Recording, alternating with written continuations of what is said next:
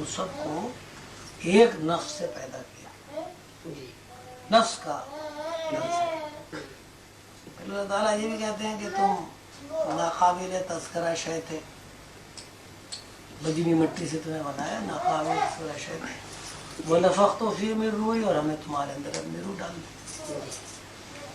اور جب ہم نے روح ڈال دی تو تم بولتے, سنتے, چلتے پھرتے, ایک تصویر بن گئے, آدمی بن گئے انسان سے.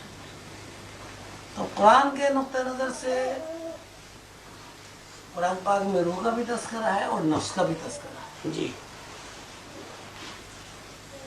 اب نفس کا صورت یہ ہے کہ وَالَّذِي خَلَقَكُم مِّن نَفْسٍ وَاحِدَةٍ سے مراد یہ ہے کہ ایک کوئی ایک صورت بنی,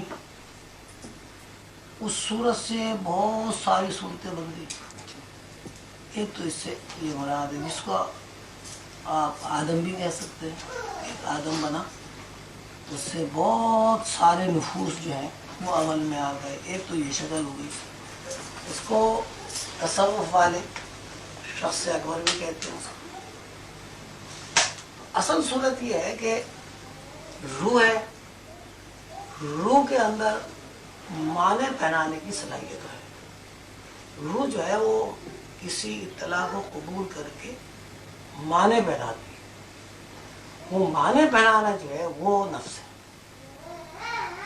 اب نفس جو ہے وہ دو طرح معنی پہنائے جاتے ہیں اطلاع میں. یا تو اطلاع میں آپ تقریبی معنی پہناتے ہیں یا اطلاع میں تعمیری معنی پہناتے ہیں. تو تعمیری معنی ہو یا تقریبی معنی ہو, وہ ان دونوں کا تعلق نفس سے ہے. اگر تعمیری معنی ہیں اس میں تو اس کو نفس مطمئنہ کہتے ہیں, اور اگر اس میں تقریبی ہے تو اس کو نفس لوامہ کہتے ہیں. اصل بات یہ کہ ہم جو کچھ ہیں وہ انفارمیشن اور اطلاع کے علاوہ کچھ نہیں.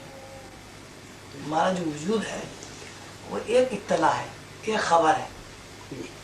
مثلا یہ کہ اب ہم یہاں جو بیٹھے ہوئے ہیں وہ اس لیے بیٹھے ہیں کہ ہمیں یہ اطلاع ہے کہ ہم ہیں.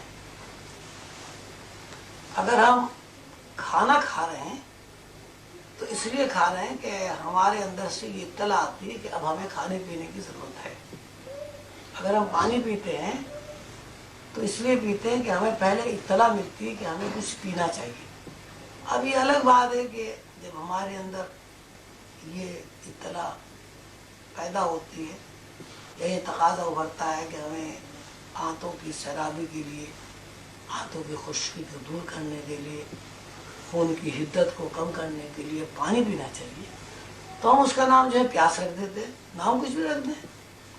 جب ہم یہ کہتے ہیں کہ صاحب کمزوری رفع کرنے کے لیے, کیلوریز جمع کرنے کے لیے ہمیں کچھ کھانا چاہیے, تو یہ اطلاع ہے. اب یہ الگ بات ہے اس کا نام آپ بھوک رکھ دیں, یہ کچھ بھی رکھ دینا.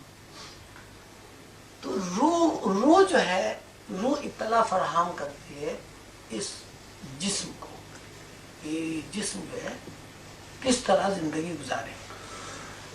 اب یہ جو جسم ہے اس اطلاع کو دو طرح قبول کرتا ہے. تو وہ جو ایجنسی ہے جو اطلاع قبول کرنے والی اس کو نفس کہتے ہیں. اگر وہ تخریب کے معنی, مطلب یہ کہ اب روح نے آپ کو بتایا کہ آگ کا کام جلانا ہے, آگ کا کام جلانا ہے. کیا جلانا ہے؟